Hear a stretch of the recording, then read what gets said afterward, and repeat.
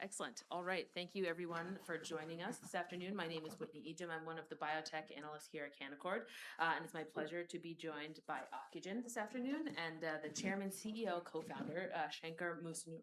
So thank you so much for being here. Thank you for having me. So starting with the high-level overview, sorry, and I've been told to talk to the microphone, so I'm going to face this way. What does the company look like today, and what are you hoping to build over the next 5 years? Great question. I think, we as Ocugen, today, I believe we lead ophthalmology gene therapies. Why? We have 3 programs in late stage. If you take the vision loss diseases today with significant unmet medical needs, IRDs, which are inherited diseases, retinitis pigmentosa and Stargardt, and on the age-related macular degeneration, dry AMD is much bigger, right? It's 90% of the AMD compared to wet AMD is 10%. And all these diseases have significant unmet medical needs. And these are blindness diseases today with very limited therapies or no therapies across the globe. And today I'm proud to say Ocugen is in late stages, all 3 of them. And we're targeting like 2 BLAs next year, and for both retinitis pigmentosa and Stargardt, and AMD in 2028. So that's what Ocugen is. So if we're able to get the approvals in all the major markets, US and EU, including Japan, in the next 3 years, and launch these therapies, that will be a monumental task, because that can change the paradigm of all these unmet medical needs across the globe for blindness diseases. Millions of patients can get benefited. Today, as we are talking, a lot of the patients across the globe are becoming legally blind, right? So that's what Ocugen wants to do. Not only take these gene therapies in the next 2 years, work hard to file those BLAs or market authorization in Europe, across the globe, get them approvals, but we want to work even harder to provide market access to patients who need them globally, not after 5 or 10 years, in a parallel process. Okay, that's important, I think, too. And so for a lot of investors who think about gene therapy for eye diseases, they might be thinking about these like really niche-y, gene-specific approaches that are like kind of slow and you got to go multiple to get a larger opportunity. But you all are doing something different. You're thinking broader, I guess, with your gene modifier technology, which uses nuclear hormone receptors. So what is a nuclear hormone receptor? Where did the IP come from? How did you identify it? And why was it interesting to you? Yeah, nuclear hormone receptors, these are modifier genes. Simple concept is genes don't work in isolation. They work as a network. So when somebody has a genetic defect, it's there from birth. So you have the misfolded or toxic protein it's producing, right? And that has an impact on network of genes. So there are genes which are transcription factors responsible in retina for key functions: phototransduction, cell development, metabolism, cell survival. So some of these key functioning genes are impacted by defective gene, irrespective of what defect it is, right? And so the technology, it identified the missing link.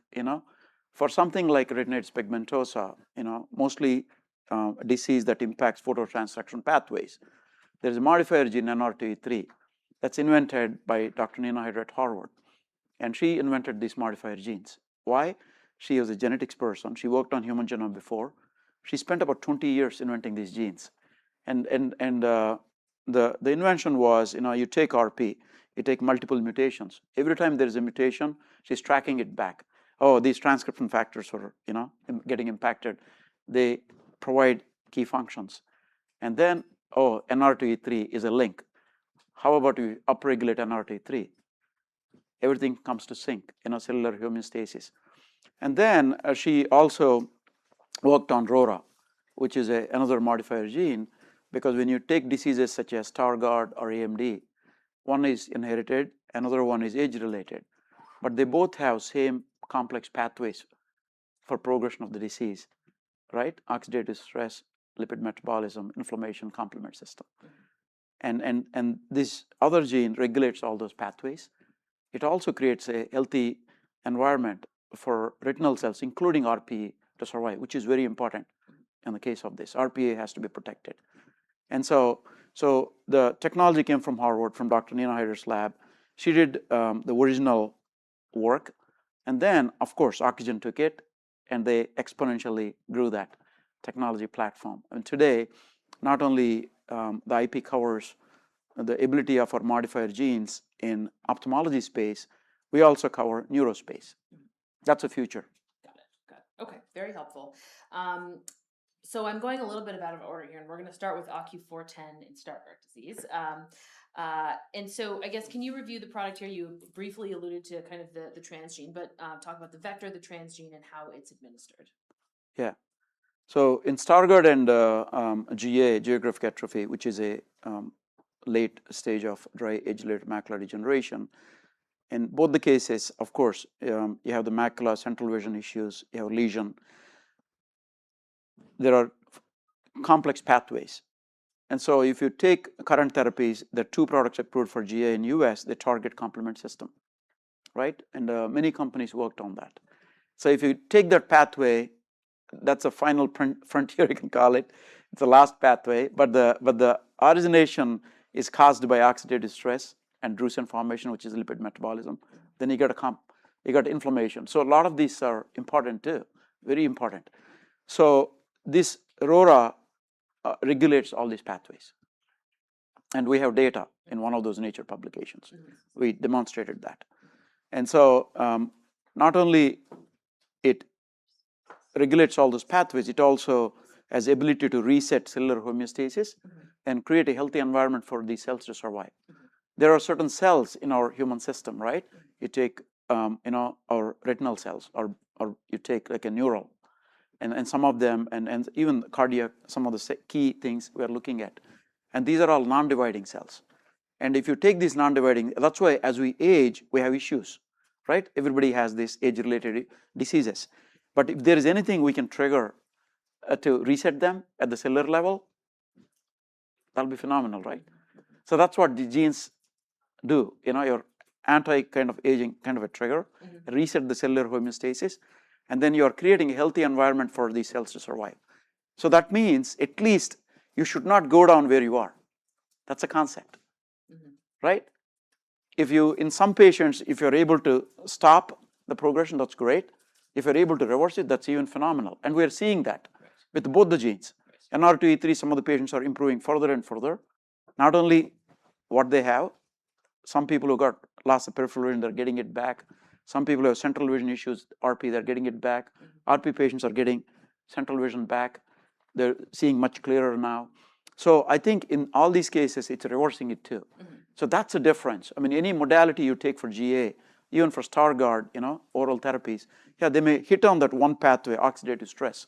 It may slow down disease progression, but those modalities cannot offer you stopping the progression or reversing it. It's only possible because this modified gene therapy platform has the ability to do that. Okay, perfect.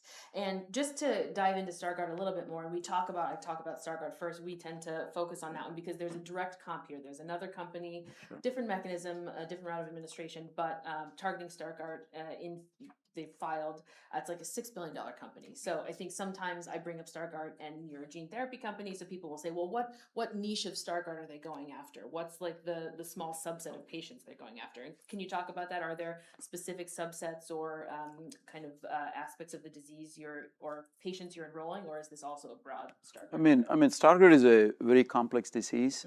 Obviously, if you look at our phase 3, we go from 3+ pediatric all the way to adult, early to advanced stage.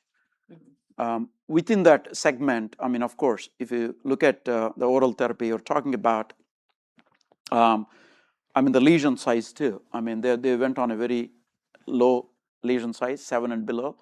And so there is a difference. And also, their clinical trial focuses on age group of 12+.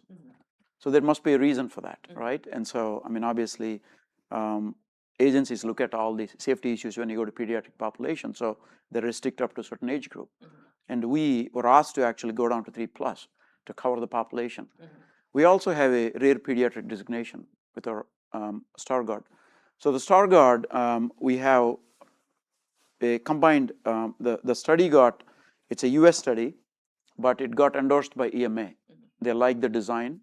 We did only small phase 1 because of unmet medical need and promising data we saw in phase 1. FDA allowed us to convert our phase 2 into phase 2/3 pivotal trial. And then EMA said that's fine. You don't need any other clinical trials, right? So the clear difference, again, I'm going back. So they are focusing on the oxidative path, right? So that modality, I'm not saying it's bad. It's one of the key factors, and but you have to take it oral medication every day. And if it slows down a disease progression compared to control, that's fine. When you don't have anything, that's great. But you have to be compliant. You have to take it all your life, right?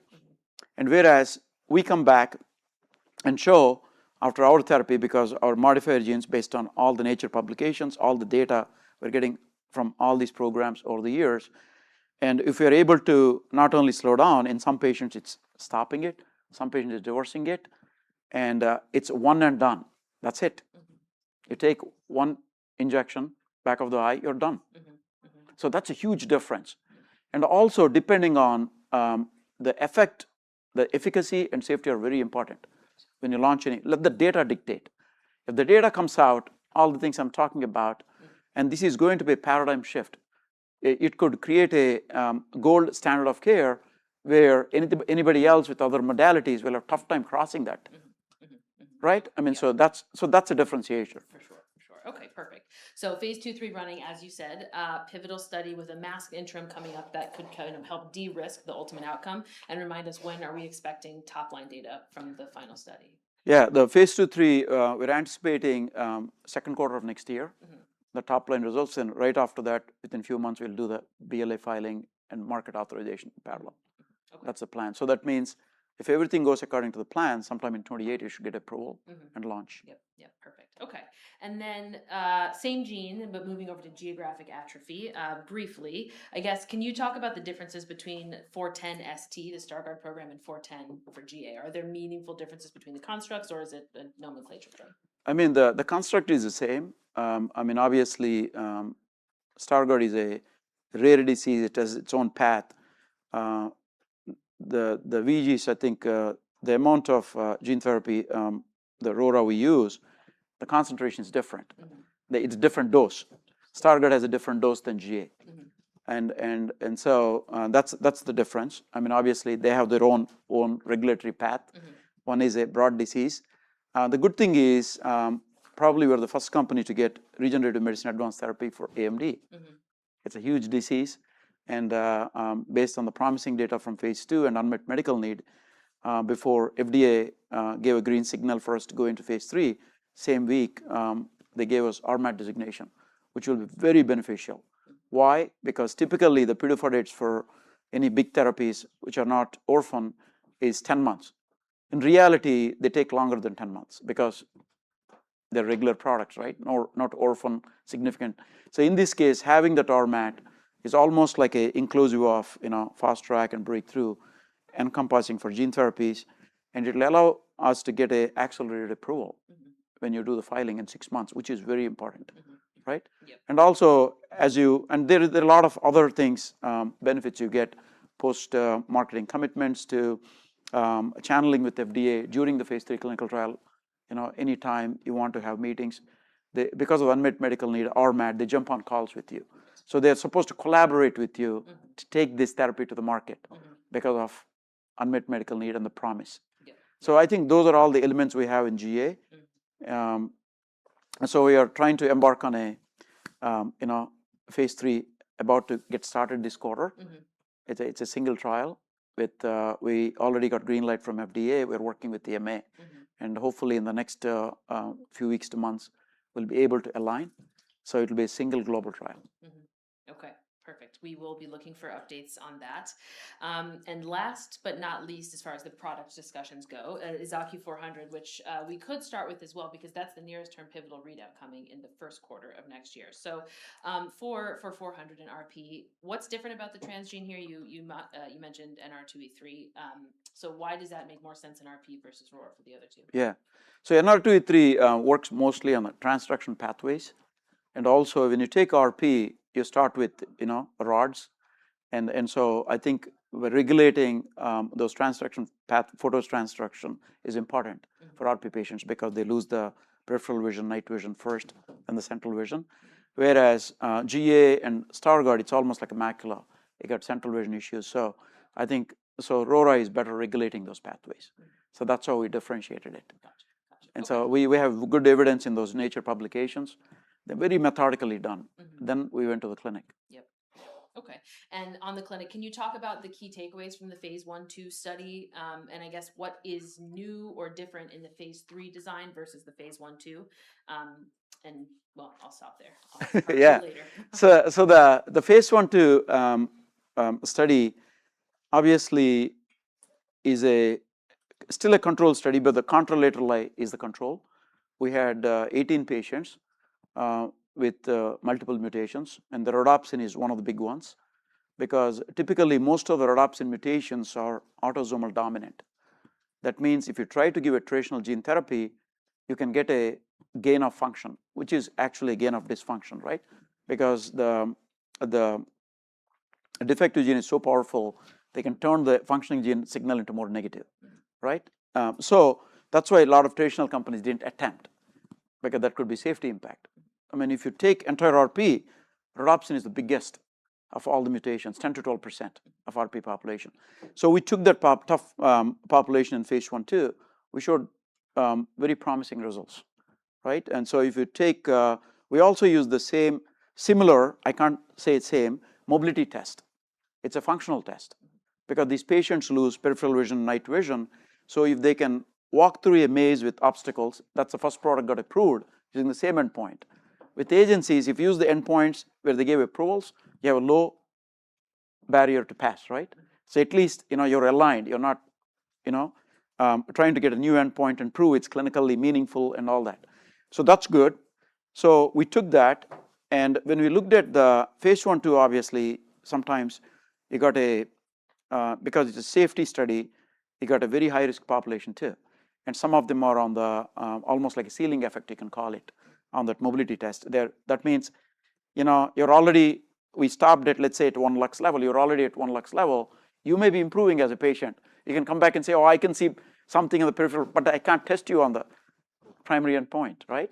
So we had patients like that. And so if you take the demographic of patients who will fit into phase 3, ability to pass few levels, and phase 3 also went to 0.04 levels. We made it more specific and sensitive by working with FDA. They helped us out. It's a very a good design. And so we had about 63% of the patients in phase 1/2 who were eligible for phase 3 pass like 2 levels compared to untreated eye, which is 0. So that's a good result, right? Then for designing phase 3, obviously, we refined that test further, make it more sensitive and specific too, based on FDA input. And then we decrease that buffer. We put some buffer in there, like, okay, if you have 50%, if you hit responders, and then even though control population like contralateral light didn't hit, none of them actually have 2 levels. Okay, assume like they're 10% failure, right? Or 10% of control, if at all they reach. So based on that, we came up with 95% power passing 2 levels, responder rates, right? So in a real life, I mean, if control subjects don't pass, they have 0, you don't even need to hit 45, 50%. Much lower number responder rate, it'll pass. Why that's important? Lakshana got approval with 30 patients, okay? And our phase 1/2 had 18. Our phase 3 has 140 patients with 2-to-1 ratio. And we had more than 30 mutations covered in the phase 3. It's most comprehensive, early to advanced stage, pediatric adults, most complex genetic medicine trial to date globally, period. Why? All the genetic medicine FDA approved to date, they had less than 50 patients. That's it. So this is most comprehensive. And then in phase 3, we took 30 patients.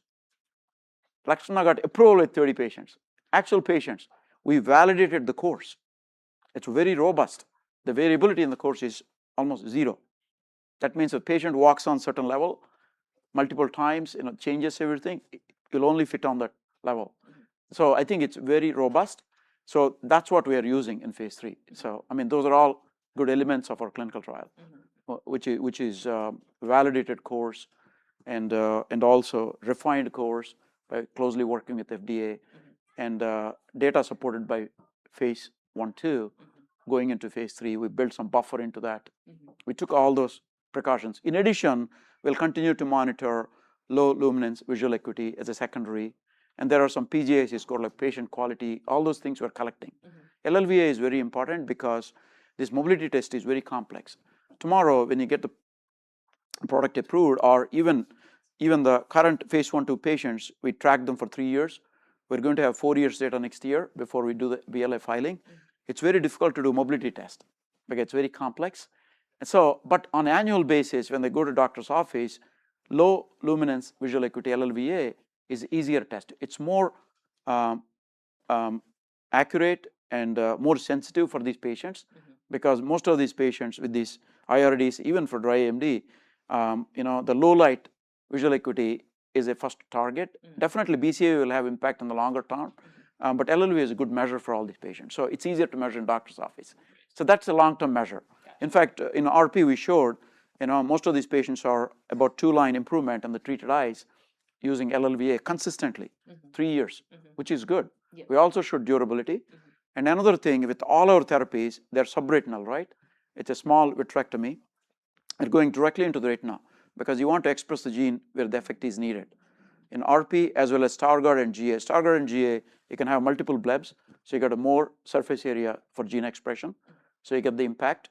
And so all these targets we have going into, I lost the thought. Going into RP with the phase 3 clinical trial, so LLVA becomes a long-term measure, okay, for payers. That's what I want to bring it back because you want an easier measure. That's why we're doing LLVA because mobility test is very complex. Okay, for approval up to 1 year, we'll monitor. Because all the gene therapy, the reason I brought all the gene therapy programs, we have obligation to agencies to monitor for safety for 5 years.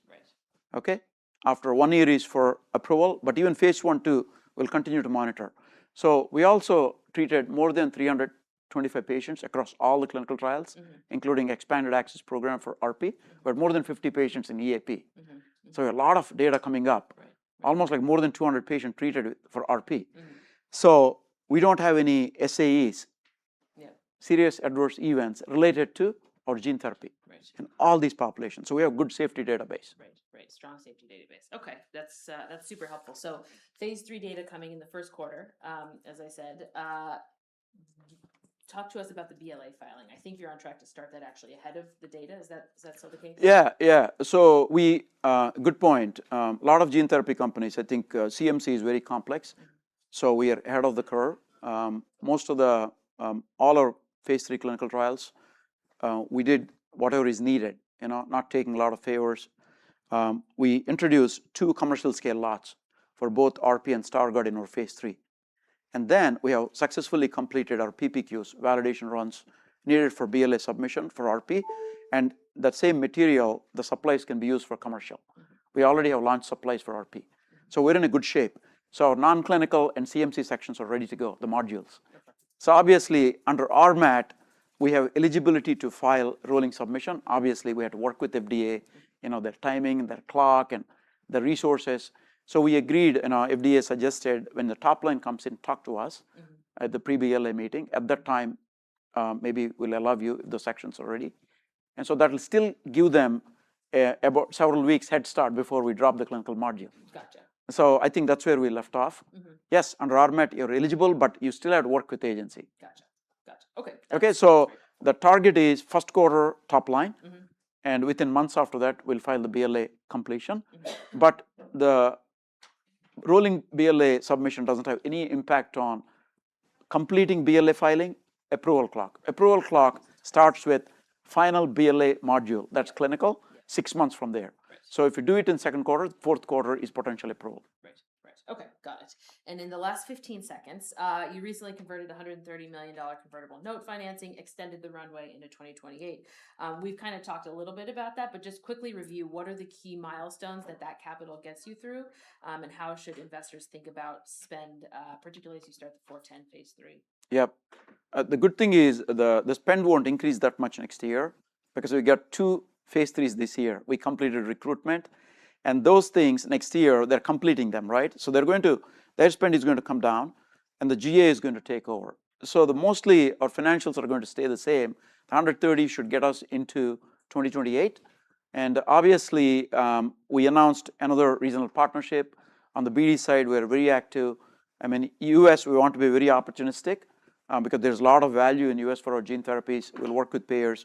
But ex-US, even though a lot of us came from big pharma, we can do global commercialization, but it takes a lot of effort and time to establish infrastructure. We're evaluating partnerships. So based on how much of money we can raise non-dilutive funding through partnerships, we're going to evaluate next year. And then if we need to rise, we want to be sensitive to our shareholders. And if we need any more equity rise, we'll raise it to support our commercialization in US. So that's the plan. Okay, perfect. Very helpful, very interesting story. So we are out of time, but thank you very much for that overview, and thank you everybody for coming to listen. Thank you.